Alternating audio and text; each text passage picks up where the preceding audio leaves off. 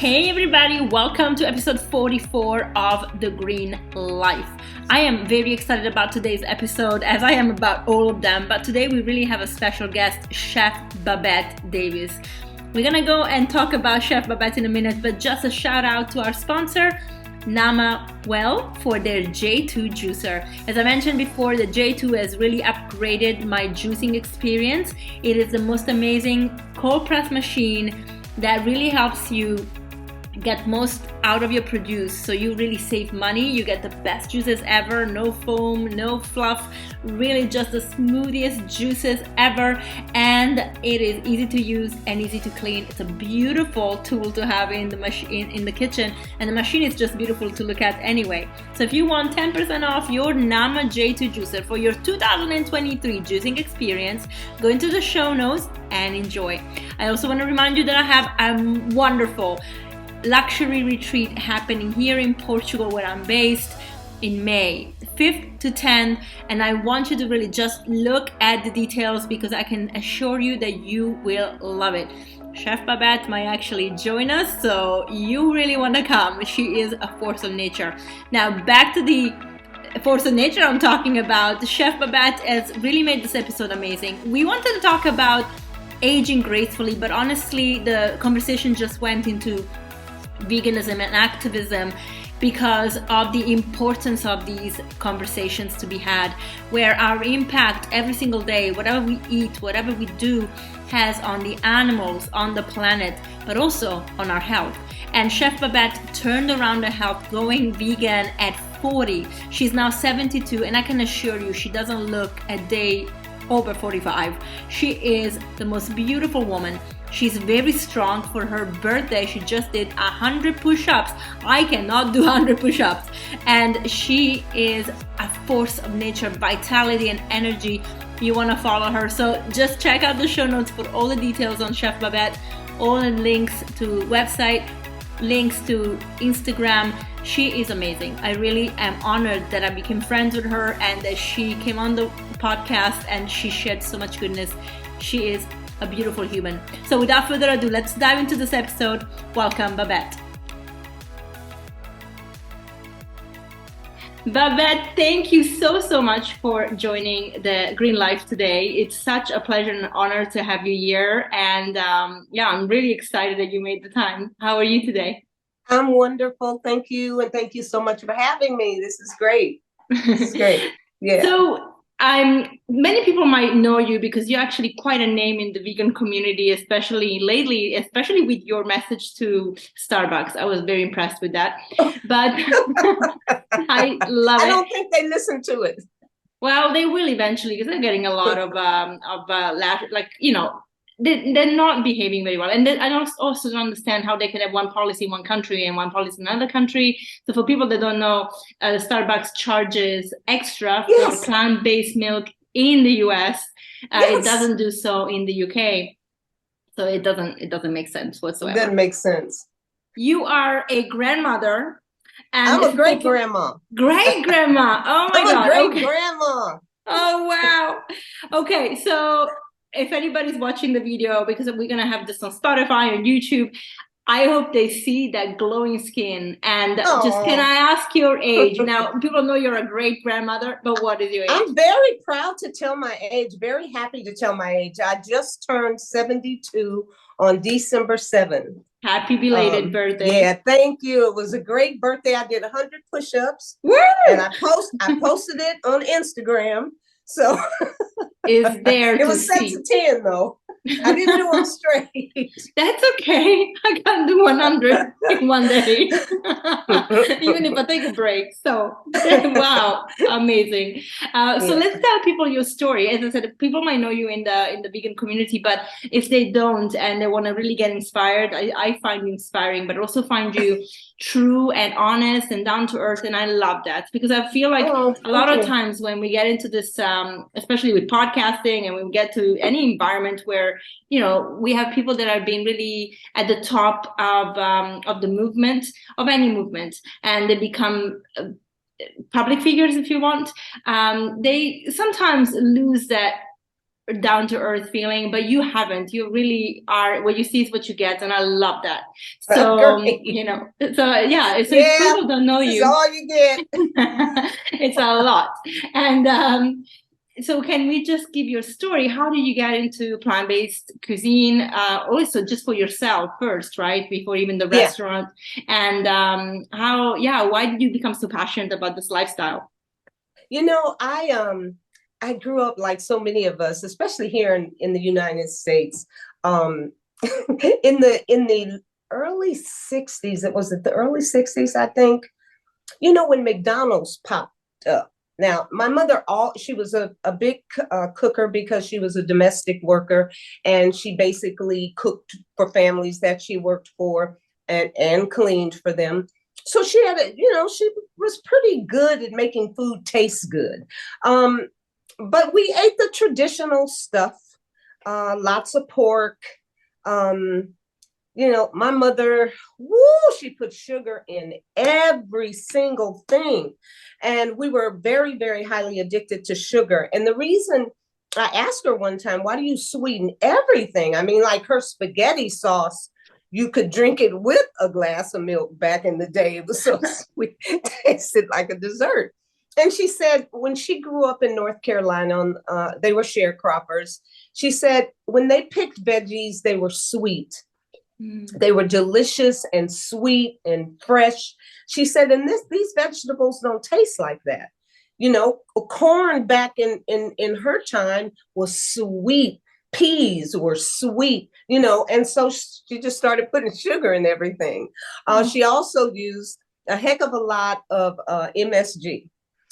When she made her transition, she passed away at 93 years old, but when she made her transition, I went in one of her drawers and she had a bag full of this crystallized MSG in her drawer, a big bag. She had me so addicted to MSG that whenever I went to a restaurant that did not use accent or MSG on their food, I'd take a Ziploc, a plastic baggie, and take my own MSG and sprinkle it on the food when they brought my plate to me. I was a hot mess. My teeth were a mess, eczema, asthma.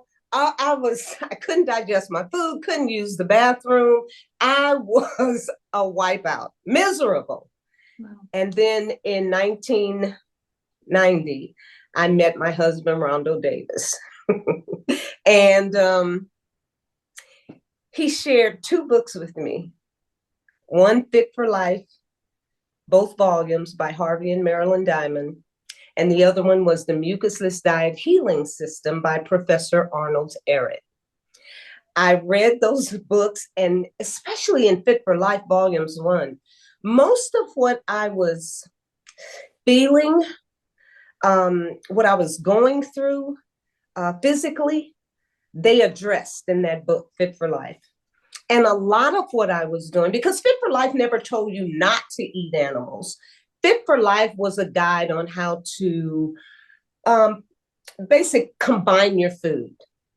And then their second volume, of course, began to teach you why we now have aluminum in our toothpaste and deodorant, and what's in our food and what's in our products and all that stuff. So both of them were really good, easy reads. And I just started combining my food properly and decided, because the very first meal my husband made for me was a vegan meal. He wasn't yet vegan, but I didn't feel the way that I normally feel after I eat. And so I started practicing the lifestyle. I actually just converted overnight. That was in 1990. Well, it's 2022. I was turning 40. It was in the spring. I was turning 40 in December. And here I am, 72.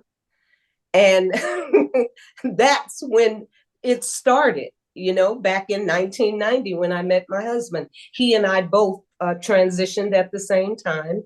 He's 75 and I'm 72. And we're both extremely happy that we made the transition. Wow. extremely happy. Now, of course, yeah, like you said, it started off just because I was brand new. I wasn't feeling good. So what can help me?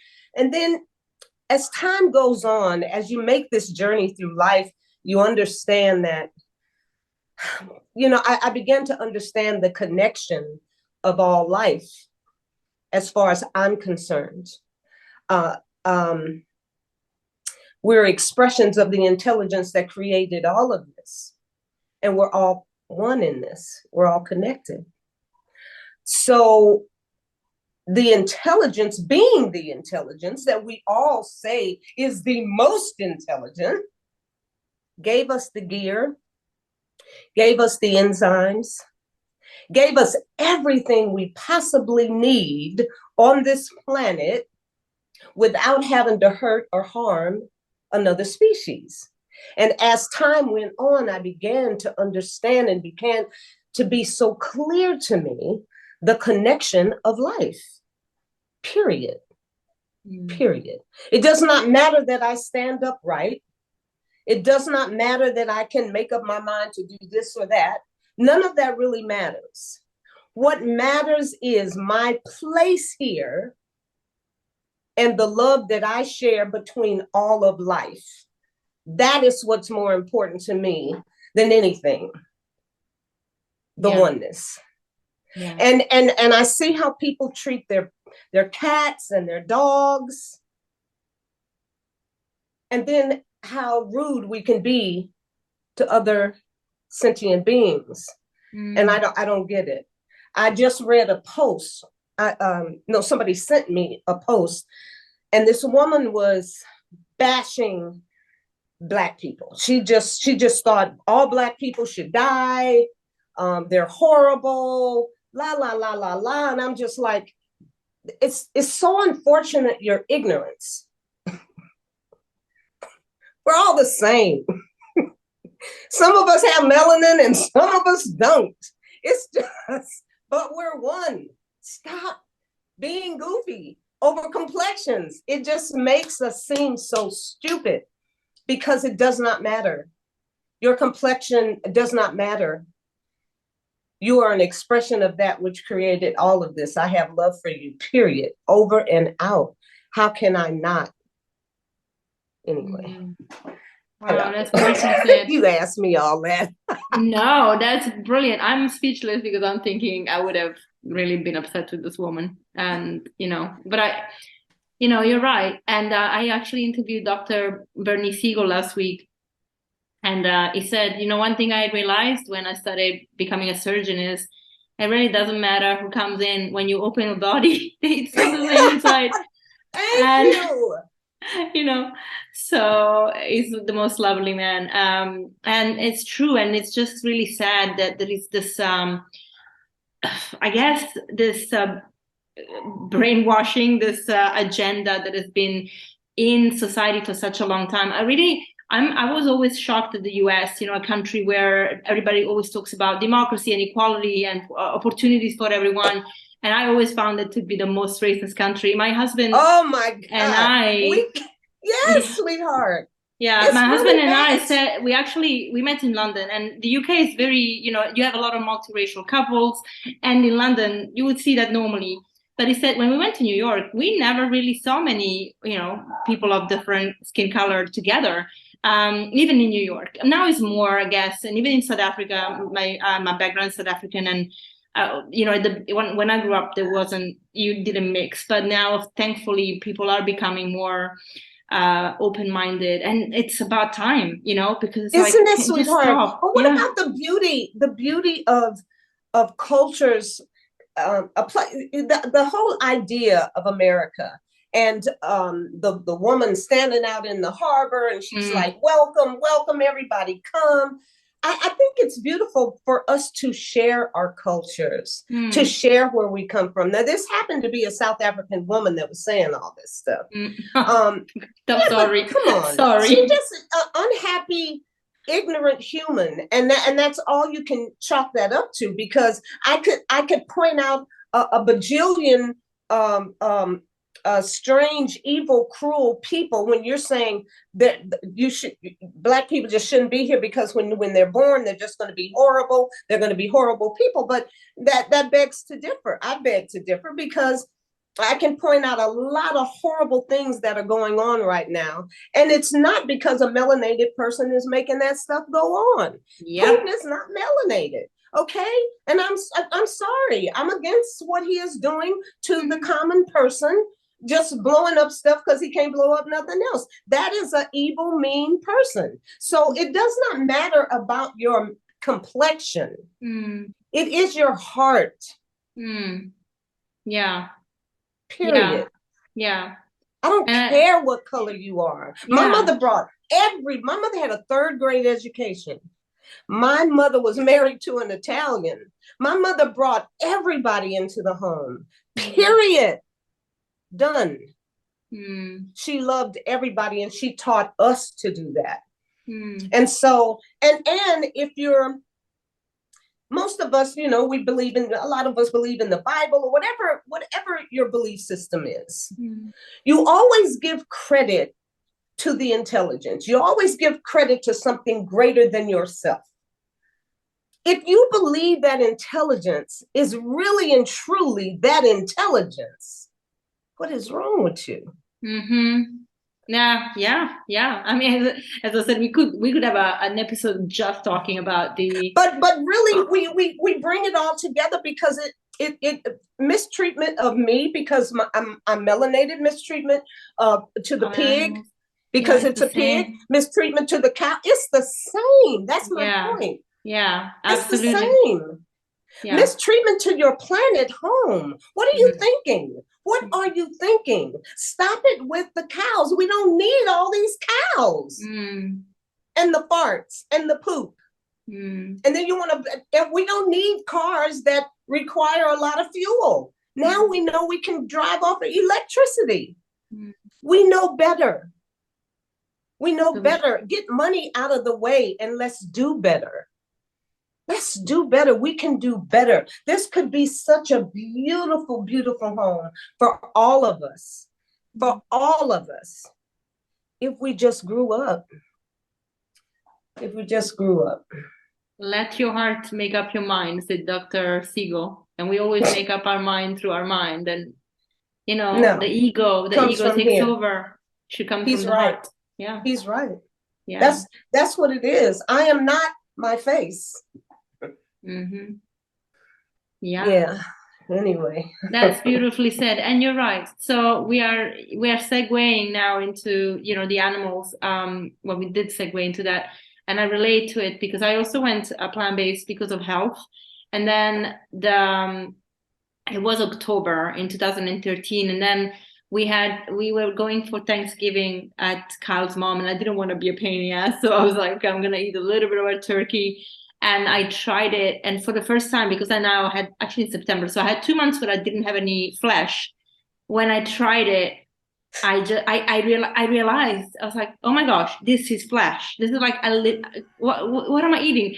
It's amazing how I never made that connection until then. I was like, I'm never going to eat it again. And that was it. No. And then I started looking. I was like, okay, I love animals. And that's definitely an animal. She thought I was nuts. Poor baby. And you're at the in-laws' house? My mother-in-law. Oh my God. And my husband wasn't, we were not married at the time. He wasn't vegan yet. He went vegan in 2017. Mostly because when he was working, he was having a lot of dinners and veganism was starting, but, you know, bankers don't go to vegan places. Right. So he was just eating a little bit of fish and some dairy. And then he went vegan in 2017 when he left JP Morgan. And his mother thought I killed the son, you know. Now, at least, she started eating more plant-based because she started seeing a coach. I'm like, I'm not that crazy. Oh, poor baby. Who is this woman? I know. She was like, she's evil. Too cute. I love Oh it. my God. So I can relate to that. And then I started looking into the animals and how they treated and the whole connection. And I wrote this article for Veg Fest in London called "We Need to Be More Ecocentric." Because instead of egocentric, because Yeah, at the end of the day, if we are not looking after ourselves, we're not eating the proper food. I mean, veganism is one step, but actually, the whole plant-based food is very, very right. important. And I'm gonna get into that next because I know you are a big spokesperson for that. Hmm. Um, but then, if we're not healthy, how can we, have a clear mind to think about the planet and to think about the big connections? And also, yes, drugs are very important when you need them, like in an emergency, but a lot of them are tested on animals. So I'm like, if I can do something for my health so that I don't need them, I don't even have to take them. That's one extra step for veganism, actually, because that means I don't need the drugs. So I don't even have to test them on animals. You know what I mean? Like, even Right. that to me makes sense. Like, everything is connected. So yeah, and I did a period where I was very stressed and I had a lot of vegan food, but not health food. And I really saw the impact on my health immediately.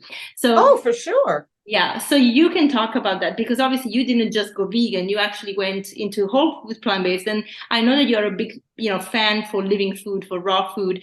So can you just talk to me about your diet and how you actually differentiate these two, like the ethical vegan with the food and then Right. also the whole plant-based? Well, and especially having a vegan cafe restaurant. It's a small situation that we've had since we opened in 2008, and we both we call the place Stuff I Eat because we didn't really want to share anything other than what we ate. Now we were big on back in the day. It was like, oh, you got to get what is it? Organic, has to be, everything has to be organic. Strawberries, they're genetically engineering strawberries and corn, and you have to be so careful. And so we decided that whatever, if there was something we would not ingest, we're not going to share it with our customers. And we live by that rule today. And we've been open since 2008 and it's 2022. Mm. 95% of what we sell is organic. It's if we can find it organic, that's what we buy. Um, and you know, the bottom line is, I at 72 years old, I pretty much don't eat after 6 in the evening. I don't need massive plates of food anymore. Um, I got my juicing certificate with a company called the Juice Guru Company. So I understand and I learned about juicing. So now Ron and I juice every day. So I'm going for nutrients versus bulk. Okay.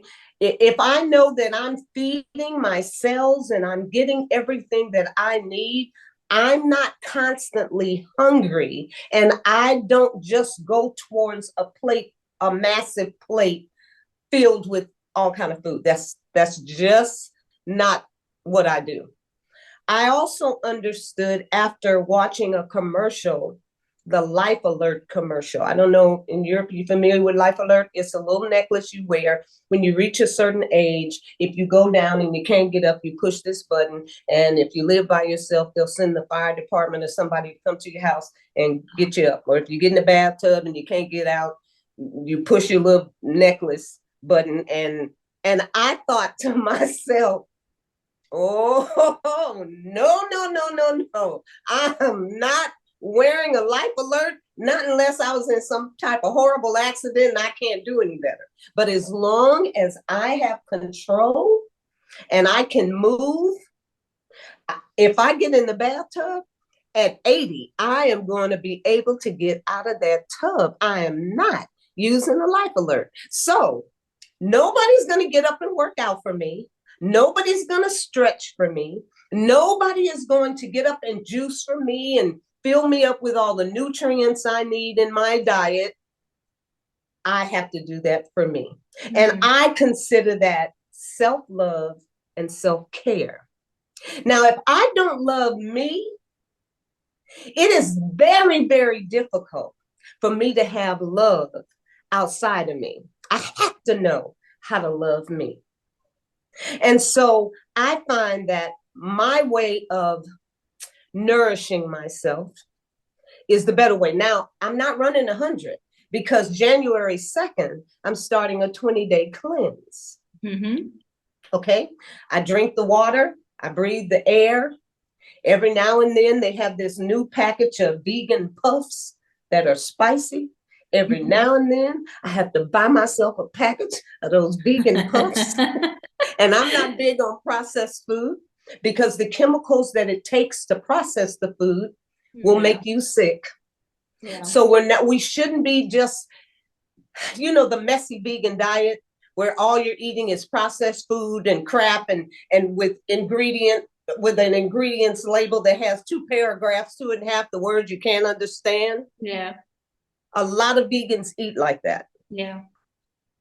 Thank God they're not still eating the meat, but they're killing themselves. And it's not so much about the killing themselves. You're sacrificing your quality for as long as you're going to be here. Because death is not an issue for any of us. We are all going to go. Yeah. But how long we stay here and in what condition we're going to be in as we remain here, that should be our interest. Not so much, I don't want to die. That's too bad because you're going to die one day. Yeah. Everybody is. Yeah. My quality is everything to me. I live alone right now. And I have to be able to take care of myself. Even if I get up out of the bed, and if I get up and I'm walking a little strange, you know what I say to myself? Walk. Why are you doing that? Why are you walking like that? Walk. You know? Yeah. And I believe that humans, they look at me and they go, man, there's something to walk. No, I'm not really doing anything special. Understand. The intelligence created this human species to live a beautiful, long, healthy life. But only you can make that happen. Only you can make that happen. And when it is time for me to cease to exist in this form, hola, I'm energy. I'm just going to take on some new form and do something else. But right now, I am my best self in this form, sharing everything that I know that I've been through on this journey. And that's what it is. I just share. I'm not running 100. So I have to cleanse 3 times a year. I'm doing 20 days this time. I'm starting off with the master cleanse and I'm ending it 10 days of juicing. 10 days of master cleanse, 10 days of juicing. But I'll continue to move while I'm doing that. I'm not hurting any animals. I'm not, you know what I'm saying? I'm not causing any problems. I'm just loving me. That's it. I'm just loving me. And I wish people, especially some people in my community, they say things like this to me. Well, I got to have my meat. It is not your meat. Yeah. It is another being. You can't even go to that animal, tear it apart with your teeth, and eat it like it is. You need somebody to house it, kill it, package it. And when it gets old in the package, you need somebody to shoot it up with a dye to trick you. So you'll come in and eat it anyway. It is not your meat. Yeah. Let the herbs in the garden, the fruit, the veggies be meat for you. Not the blood, not the pus. Yeah. Anyway. Yeah. Exactly. That was beautiful. Beautifully said. Well done. It is not your meat. Yeah, I will use that next time because I hear people say that I need my meat. Yeah. I gotta have my meat. Yeah. Oh my gosh. I'm on social media. I mean, you can have fun, but it's also a headache. It is this girl that has a great page. She makes fun of the carnivores. Basically, she takes screenshots of everything they share on their group page on Facebook. And I mean, people asking like, I'm losing my hair or I smell funny. Is that normal? You need to stop eating this stuff. Stop eating the meat. Yeah, everything is wrong with you. It's the meat.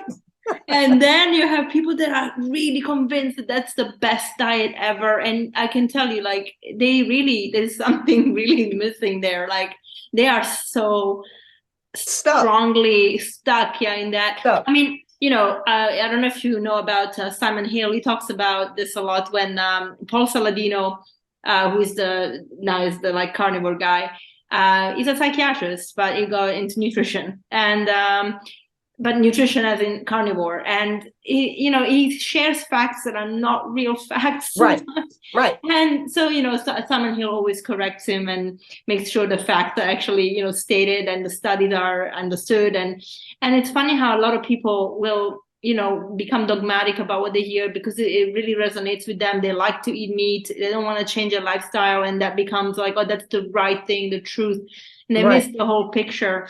And a lot of the problem is a lot of people might feel better when they only meat because the digestive system is not working because they're not used to having fiber and breaking it down. So instead of blaming, not even blaming, understanding and taking responsibility for not having a healthy gut because of their lifestyle and dietary decisions, they'd rather blame the vegetables and then say I do better on meat. But actually, they're not doing better on meat. Like in 5 years, I mean, that's a stroke, right? Like, it's not. You can't live without plants. Like you said it so many times now. This intelligent, the Most High, created everything in perfect harmony. Even the resonance of the plants with our body. There is a relationship. There's a frequency Yes.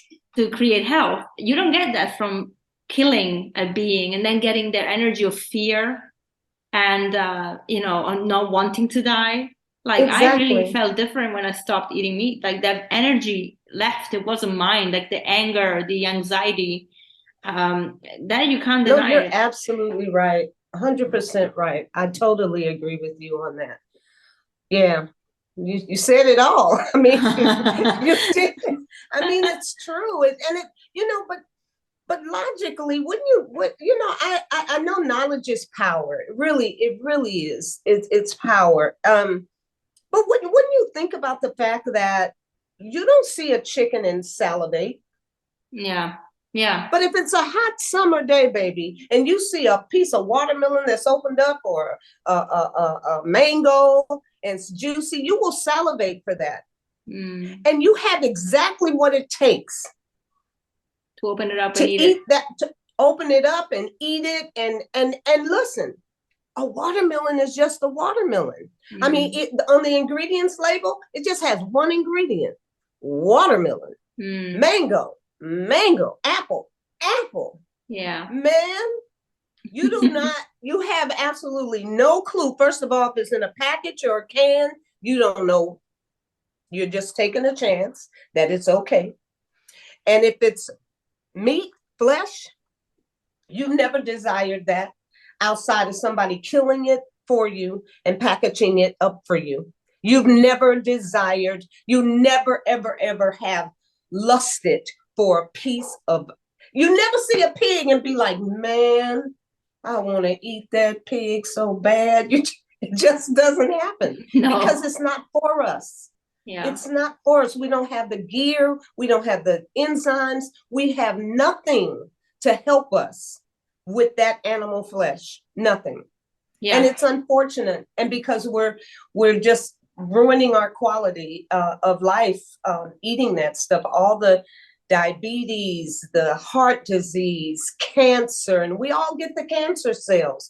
But is it going to grab hold of something and start growing and then ultimately take us out of here? It's I don't know. It's just, I don't know why we fight it so much. I don't know what it is that we fight so much. If we understood how we're making a mess of our planet home by over, I mean, all the cows and how are you're tearing down forests so you can have cattle graze to feed it to people that don't need to eat it. Yeah. It's just not making sense. It's just, I saw a documentary. It might have been What the Health.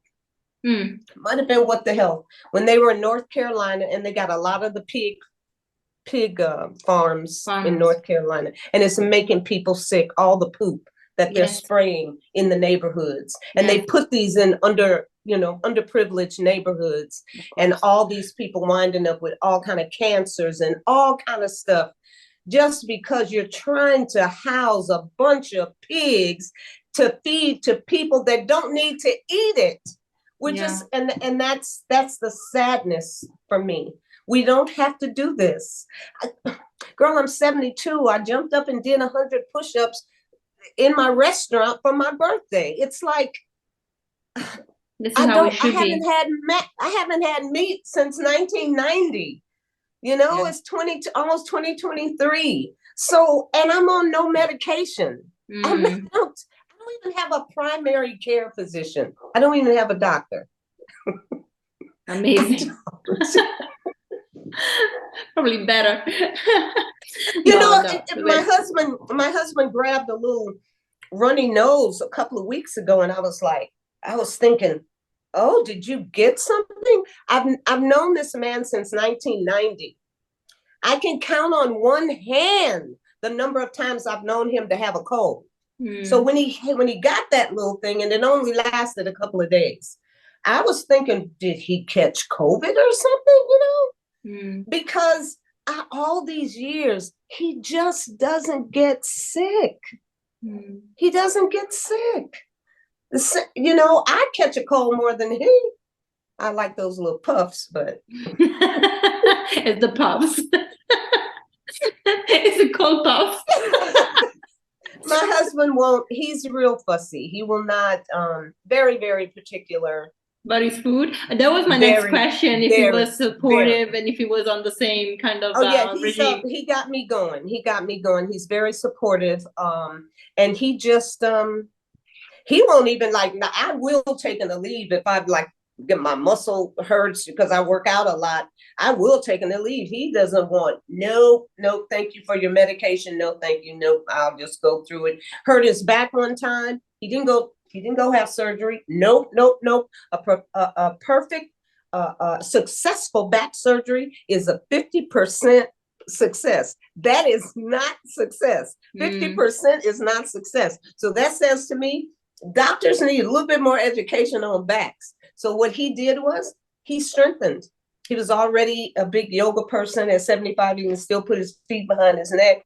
Oh, wow. But he stretched all the time from the day I met him. And he strengthened his back himself. He's still living with that. It's been probably about 7 or 8 years now. And he is still hanging in there, dealing with his back himself.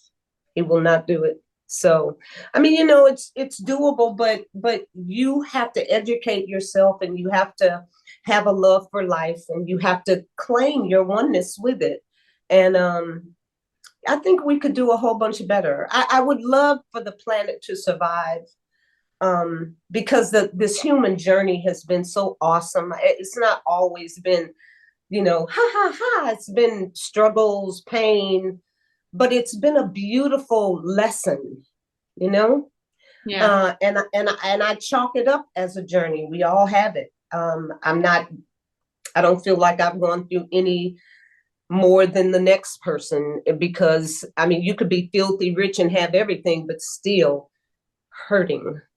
So the journey is the journey, but let me just give love. Let me just be a part of the journey that loves and is inclusive. And you know what I'm saying? It wants to heal and help rather than tear down and destroy.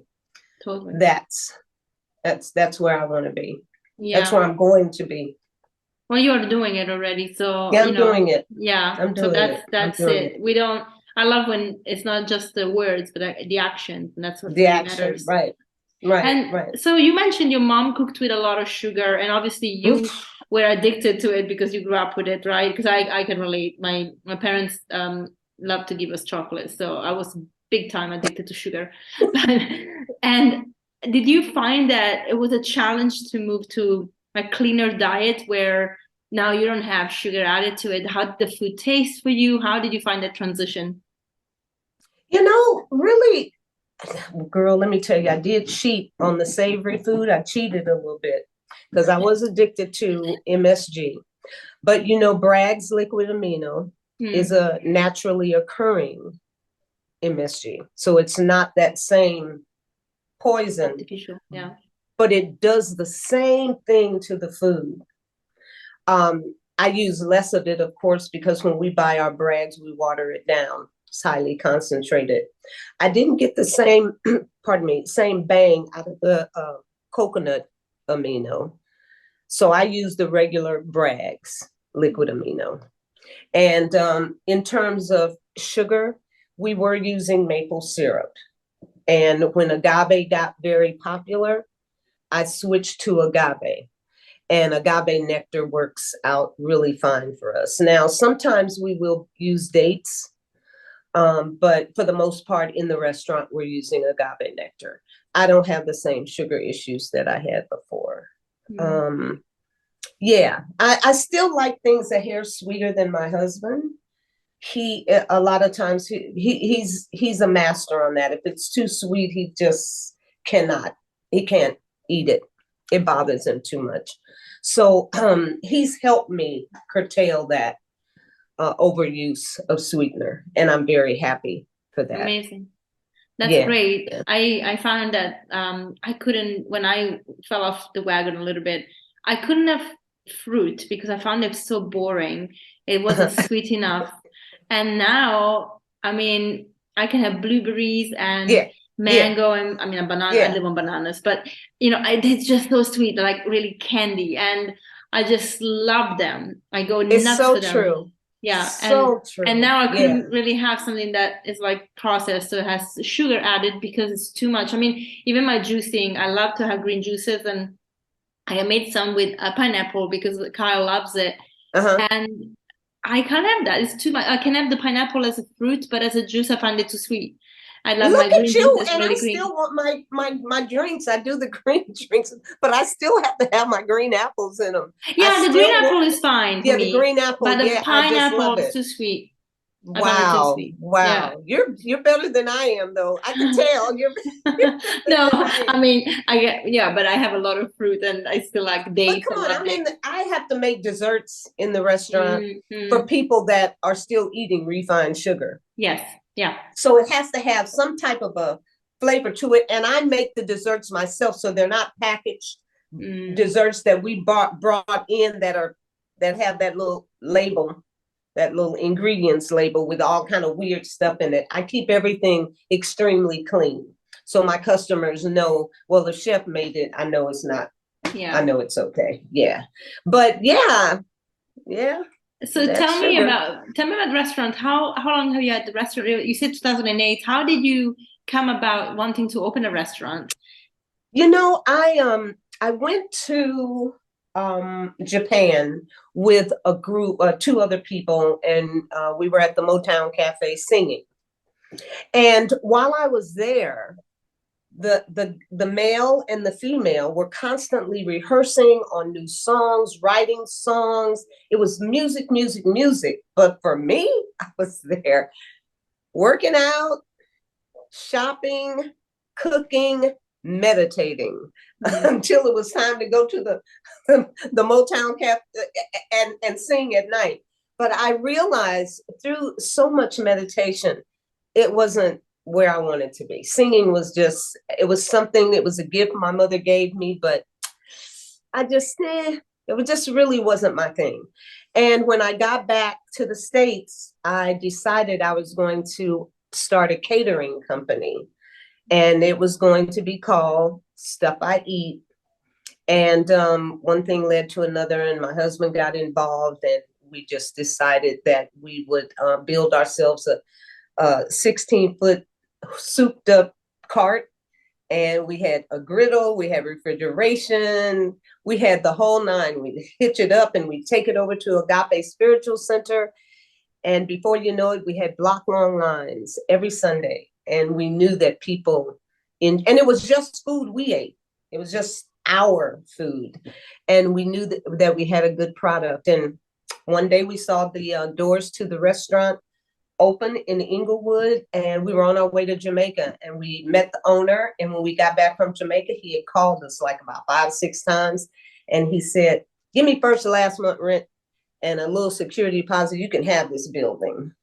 And we wound up with the building, and we opened our doors. It took us 4 years to fix the place so we could open up, but we opened our doors in the spring, I think, or summer of 2008.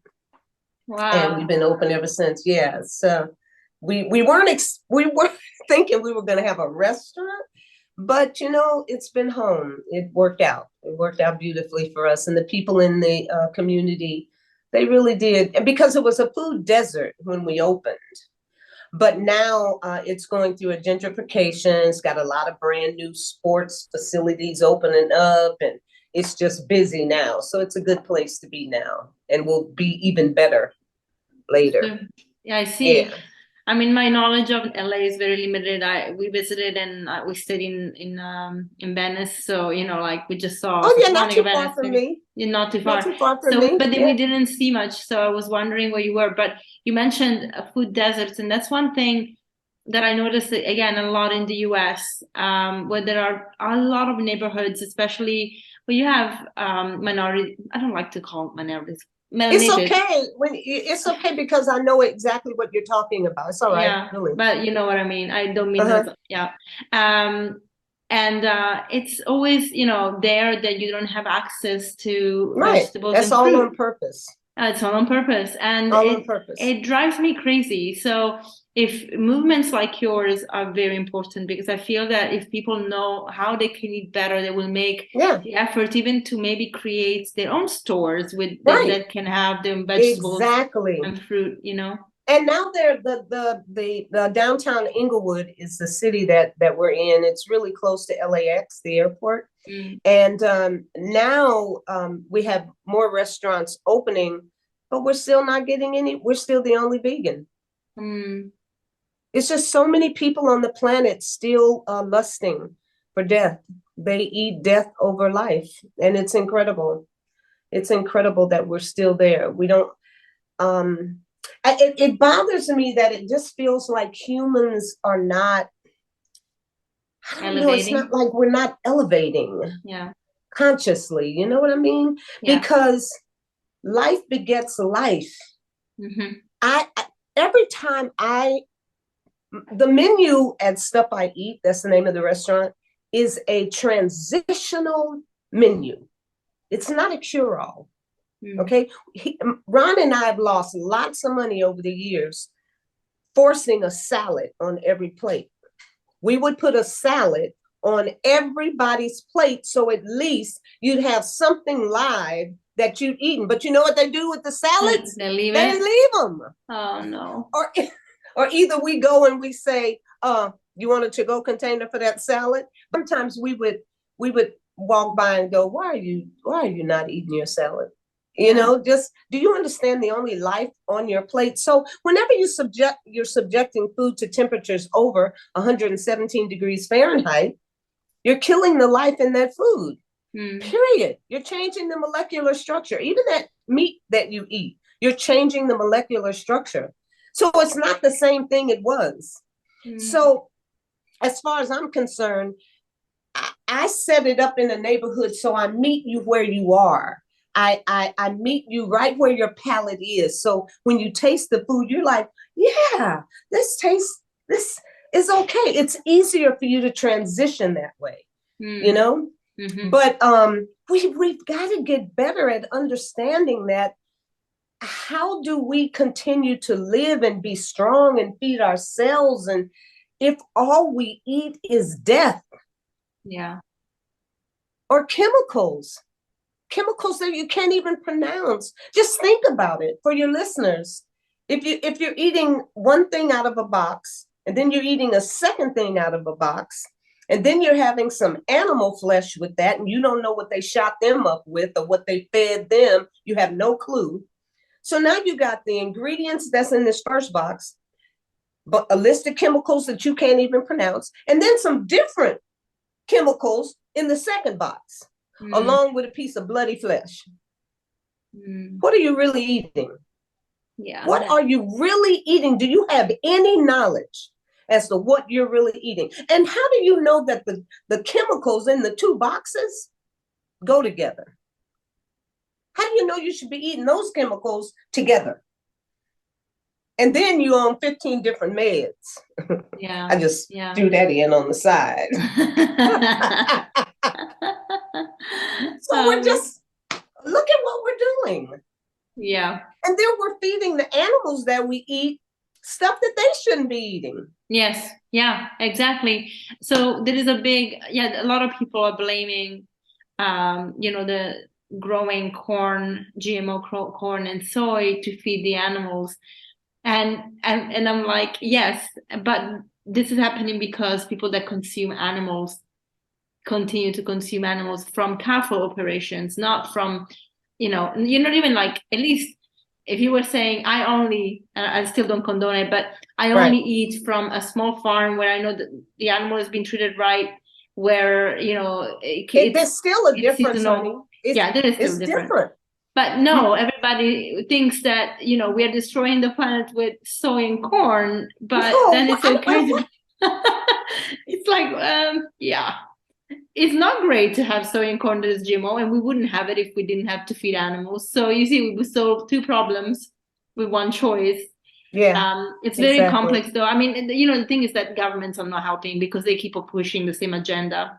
I will tell you a story that will make you very disappointed, I guess. But you have grandchildren, so they are young and they're still in school. So the little village we moved to, we moved to Portugal because it was I've been hearing about Portugal a lot, and everyone is. I think you need to come and visit. Oh my God! Yeah. So we moved here, and in the local school, like the teenagers, they don't look very happy and vibrant. And I heard from local teachers that a lot of teenagers and even children are suffering from anxiety and from depression, and they are on medication, some ADHD, which probably not ADHD, is just that they're bored out of their minds at school, but and also eating the wrong things. But now there are a couple of vegan people here in the village. They want to promote more plant-based food in schools. And the municipality told one of these girls, do not come with those ideas. We just started a campaign to have more meat in the school. And no! Which part of depression, anxiety, ADHD, it's not clicking for you people. Yeah. And so it's just so disappointing. And it comes down to money. It comes down to the vet that works for the municipality being involved with the farmers and wanting to push this. And it's just crazy. And nobody questions it, And that's really sad.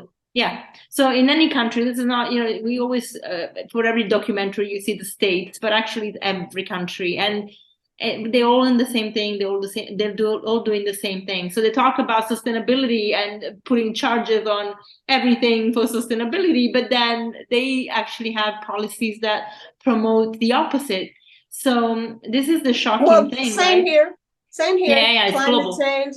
They're doing the whole thing with the climate change, and then they wind up signing $1 billion bill to give the meat and dairy industry. What are you doing? Yeah. What are you doing? How are you taking care of global warming? And you just gave the meat and dairy industry bunches of money to keep doing what they're doing that's causing.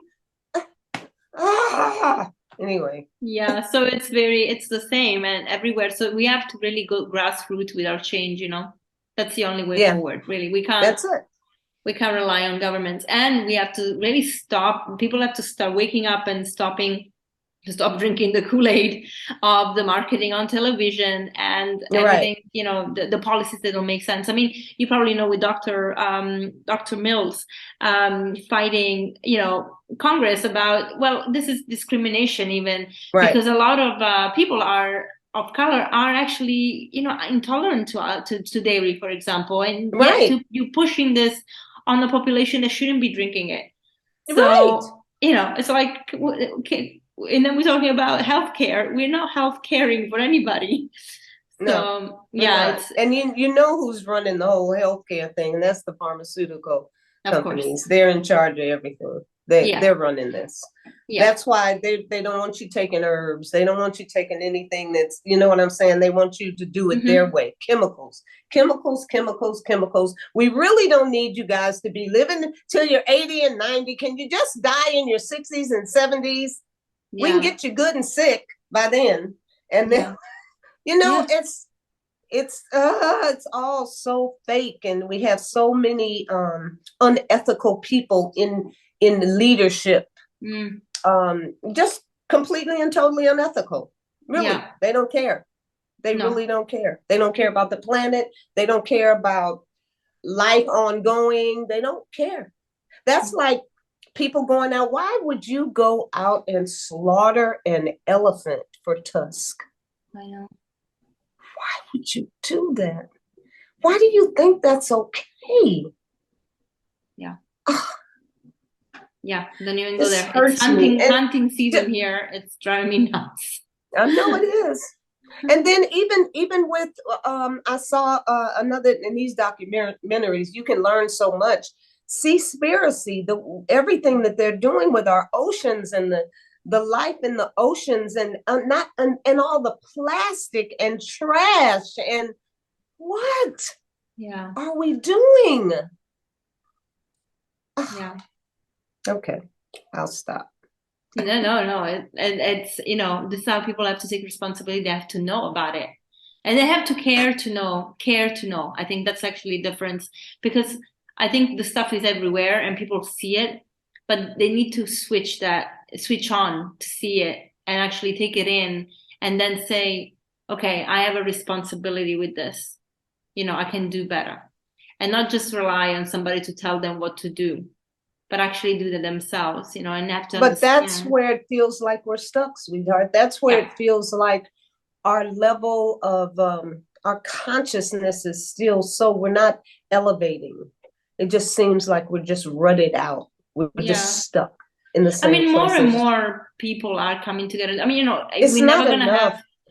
Yeah, maybe it's not enough. But you know, one thing is for sure. You know, for knowing the perfection of the creation that the creator created, the earth will always sort itself out. I'm not quite sure we will.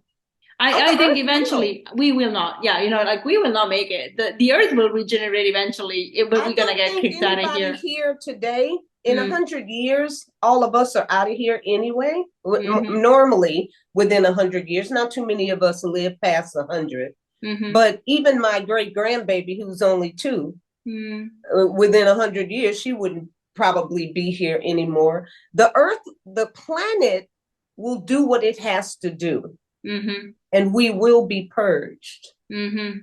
I just think it's such, the whole journey, the whole human experience is so awesome that you just have the desire for more people to go through that. You don't want it to end. But if we don't learn how to care for it, it will. It will. Yeah. And I guess that's where I see the movement, and I'm happy about the movement. Even if you're eating crap vegan food, at least you're not eating animals. But what else are you doing that could be causing an issue for the planet? Even if you're not eating the animals, you're eating something else, but is that causing a problem? Are we really conscientious? Are we really thinking about more than just ourselves? Yeah.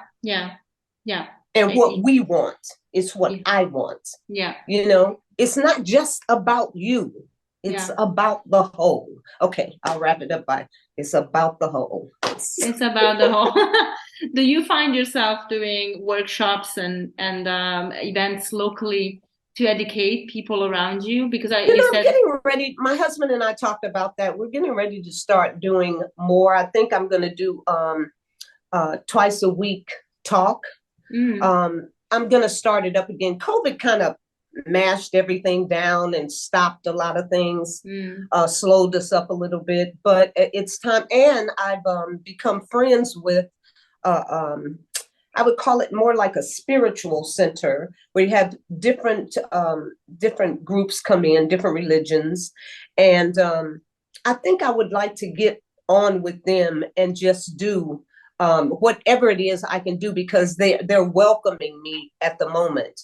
And they have a lot of folks in there that need to know better, that need to do better. You can usually look at body types and know, you just don't have the knowledge to do better. You know what I'm saying? Yeah. So, yeah, if I can't be of service, I'd rather just go someplace and sit down. Yeah, I would. No, I am to be of service. I can't complain about what's going on if I'm not helping to get rid of it, you know? So, that's why the universe kept me nice and strong and healthy, so I can be here to say as much as I need to say to make things better. Absolutely. And I love that you're passionate about it. And that's just like, it comes through, you know, you're not just saying it, like you're actually passionate about it. Like, we need to wake up. Look what it's done for me, though. I mean, seriously, you have to be passionate about something that has proved itself to work. I'm 72. I don't even have a doctor. I don't take medication. You do not look 72. There you go. And I did 100 push-ups. So the point is, something I'm doing is correct. Yeah. And with that knowledge, now I don't need for the government to come at me because I said this would do this. And no, I'm sharing me. I am sharing my journey. There's nobody in the government that can tell me what I've been through, what my walk has been like. Sorry. And if I feel like sharing that journey, I can share that journey. Absolutely. Period. Yeah. And that's the way it should be. You know, nobody can take that away from you. Nobody can take that away from me. You cannot tell me that not eating animal flesh or refined sugar or dyes and preservatives and all that stuff did nothing for me, because then I'm going to tell you, I'm sorry, I used to have eczema. I had asthma. My back was so ripped with, what do you call those, zits? Oh, acne. I could not wear anything backless. And as soon as I got rid of all the refined sugar and all the crap, all of it went away. Yeah. All of it went away. The asthma, you know? Babette, can you tell me a little bit more about the cleanse you're going to do? Is it, and how you normally feel when you do it? Because, I do cleanses with people that have never done it, and they have a lot of side effects, like headaches and breakouts. They go through changes. They go through, but for you, yeah, you're supposed to. Yeah, but this thing will start on January 2nd. And if your listeners are not familiar with the Master Cleanse, you can Google the Master Cleanse, read all about it, recipe, the whole 9 yards. So on January 2nd, I will be abstaining from solid food. Okay. For 10 days, I am going to do the Master Cleanse. Now, the Master Cleanse requires distilled water. I think it's distilled. Lemon juice, fresh lemon juice, cayenne pepper, and it called for maple syrup, but it's an old recipe. So I use the agave, and I am also going to add ginger to my juice this time. Somebody told me, you add the ginger to that, it takes the Master Cleanse. Now, let me tell you, the first time I did the Master Cleanse, after about day 4 or 5, oh my goodness, I could smell everything. Everything opened up. Because what you're doing is you're getting rid of inflammation. All disease is nothing but over-inflamed. You just got too much mucus in you. Pus, mucus, whatever. And this is exactly what this now, 10 days, I'm going to be on that. And that's all I'm ingesting outside of water. I will take CKLS. It's like, it's sort of like an herbal laxative, but it's not really a laxative. So I'll probably ingest the herb, and then early in the morning before I ingest anything else, I'll take the hot sea salt. Have you ever done that? No. It's like well, you can find it on the Master Cleanse. Read all about this, the sea salt enema, and you do that first thing in the morning when you get up, and then go on your way. But you have to continue to move. You don't, it's like, because I've gone to doctors when I was eating, and I years ago, and I'd be like, I'm always constipated. They'd be like, well, you go to the bathroom a couple of times a week, you're okay. Oh No, no. if you eat every day, You you gotta need to poop poop every day. every day. Come on now, several times a day. It's like a couple of times a week is okay. Anyway, so you still want to eliminate. And then after the first 10 days with the master cleanse, then I call it eating, I get to juice. So then I get to play. You know how juicing is, you juice. Yeah. So it's just whatever I desire, but I understand the importance of chlorophyll. So, I'm probably going to keep it nice and green. Yeah. And make myself a punch with some beets and oranges and stuff like that. But for the most part, I'll be, and I'm going to add sea moss to it. Oh, nice. Nice. I'm going to add sea moss to the juice, and that's running for 10 days. So I'm asking everybody that wants to jump on board with me to jump on board, and then we can discuss our results and how we feel after the 20 days. But I'm so excited because I haven't done it. It's been a little minute, especially 20 days. Yeah, 20 So days is quite that's almost a whole month. But I need it. I need you feel those like you little need puffs, little puffs. Uh-oh. I'm into Uh-oh. those. How many puffs have we had? A couple of bags. No, but I'm very excited about it, and I got a few people online that are like, yeah, definitely, I want to go with. I mean, you can either do 10 days, do the whole 20, do 15 days, do 3 days. Mm-hmm. But learn how to cleanse. What about people that don't want to sweat? What about people that brag that they don't sweat? I don't sweat. Well, that is a problem. Yeah. It's one way to eliminate toxins. Yeah. You need to sweat. I sweat every day. I make sure, even if I work out. I change my workout a little bit. If I'm not teaching yoga, I'm working out for 15-20 minutes, trying to do a yoga workout. So I blend the two. I need to start doing more weights, though. I feel like it's time to start. Yeah, again. but the yoga's the lift. You got it. I wish now, instead of sitting up in the bed looking at my husband stretch, I had got down there with him, because he'd be doing. He was always on the floor stretching, always. And I was turning 40 when I hooked up with him in 1990, and he's always done it. And I've always been up in the bed going, man, that looks like a good stretch.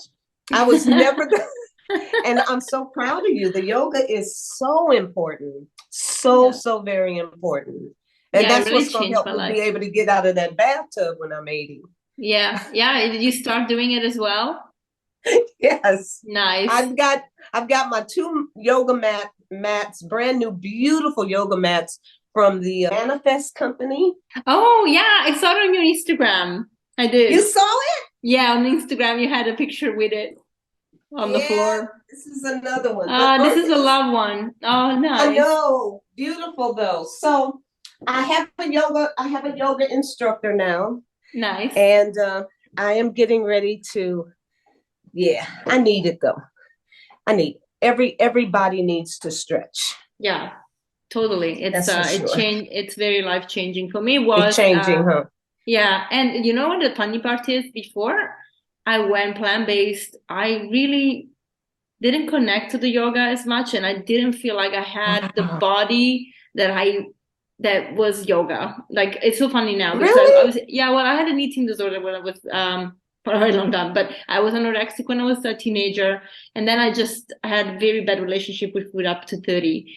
So when I turned 30 is when I found out that, I had high cholesterol, but I was eating what I learned at nutrition school, which is, white meat and lots of veggies. So, I was like, what am I doing wrong? And then I also had high blood sugar.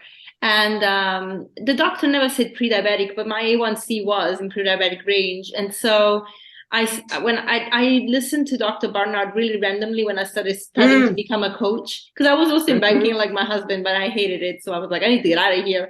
And so I I was like, this is interesting because I always learned it's the sugar that is the problem, but actually, let me try cutting out the fats and going plant-based.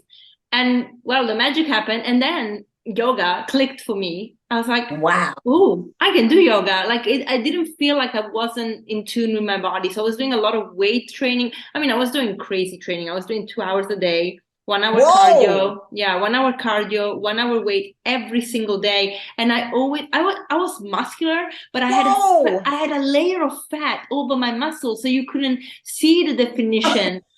And it's crazy, right?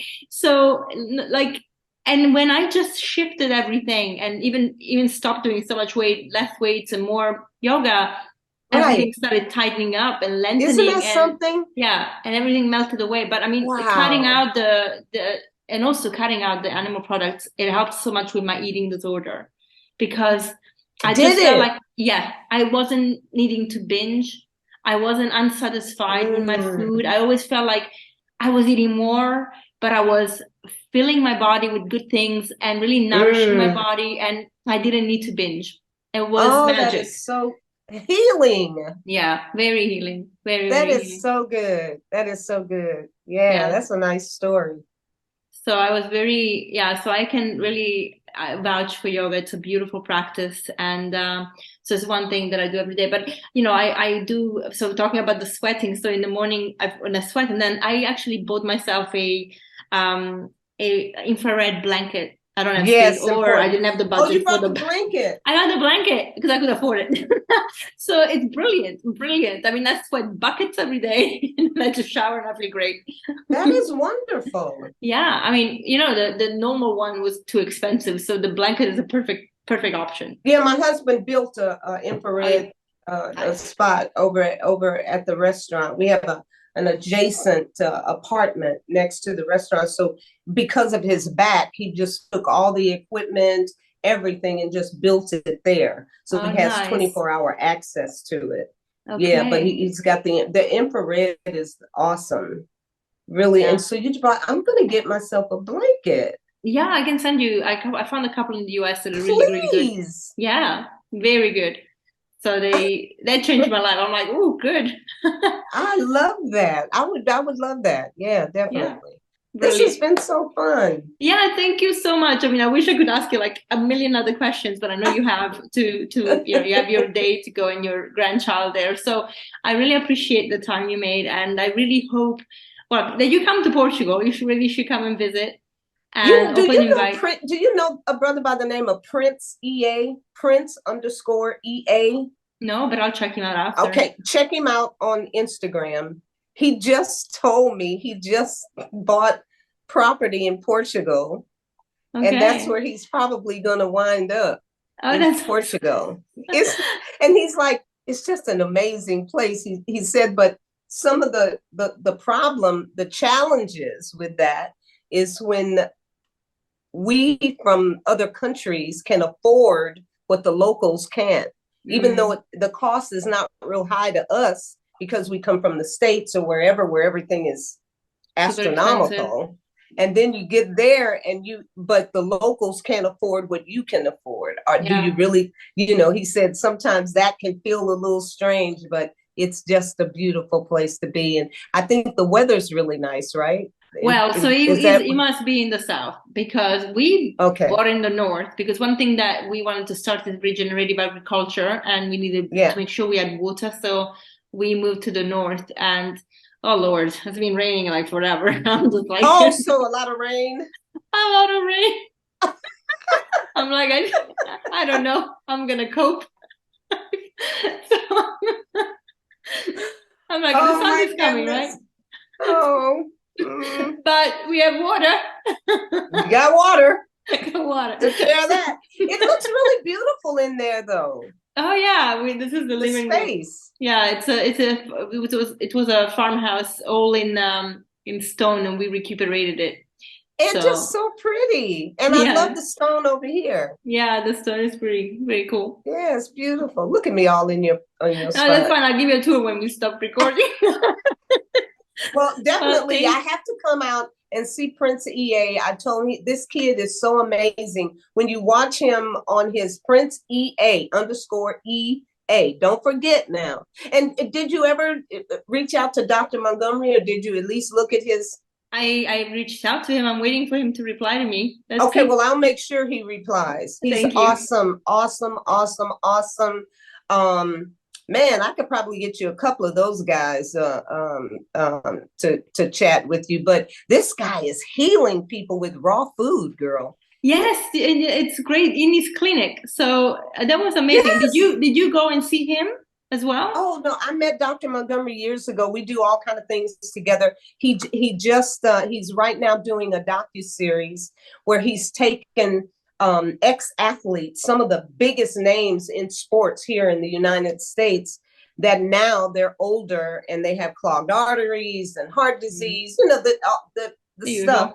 And he takes them in his office and he puts them through a, let's say, 3-week deal where off all the medication, gets all their numbers right, take them back out, they can move they go back to where they were when they left the different teams that they were on. Wow. Yes. Isn't that incredible? Just from raw food and movement. Yeah. Raw food and movement.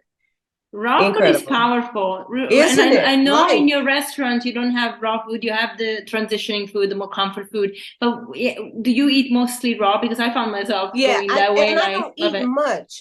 My thing is it doesn't take much for me. So, whenever you're juicing, or you make sure you have your fruits, and I like it's rare that I'm sitting down to a plate of food unless it's a salad, or my daughter came up with a brand new recipe where she's stuffing these mushrooms. Those are really good for me. But I'm just not a big, I don't want a lot of bulk. It just doesn't do it for me. So just a lot of life. Yeah. I make a handful of nuts a meal, literally. Yeah. You know what I mean? So that's eating for me. That's cool. I'm not big. Thank you, sweetheart. Thank you. I just was so glad we had an opportunity to meet. This was so fun. And my folks canceled my next appointment. It was at 2. So they canceled. So now I get to spend the rest of the time by myself. Yay! Enjoy it. And I will speak to you very, very soon. I will. Bye. Take care. Bye. I absolutely love this episode. Thank you so much, Chef Babette, and thank you everyone for staying on. I am so grateful that we had the chance to converse about so many subjects in such a short time and really dive into the importance of our choices every day. I cannot stress that enough. Whatever we do, whatever choice we make for our food every day, it's got a way bigger impact than just having food for the sake of it. Our body depends on what we eat, and our health does so too. Our planet and our animals, and it really inspires us to be better humans when we make better choices. This is the future, guys, really is. So if you want to just take a minute to observe how Babette lives her life, the energy she has, and everything she shares every single day, you will see what kind of future you can have if you just change your diet. I want to have that kind of vitality, strength, and energy when I'm 70 or even more, when I'm 100. I just don't want to live my life being afraid of getting sick. She is a picture of health. She's not on any medication. She really thrives to anything that comes at her, and I love that she shares her goodness, her food, her amazing journey, even through her restaurant stuff we eat. So yeah, guys, enjoy this episode. If you liked it, please share it, review it, and as you know, you can help us grow by just giving us your feedback and just by telling people about the podcast. So have a good day, and I'll see you next week. Bye.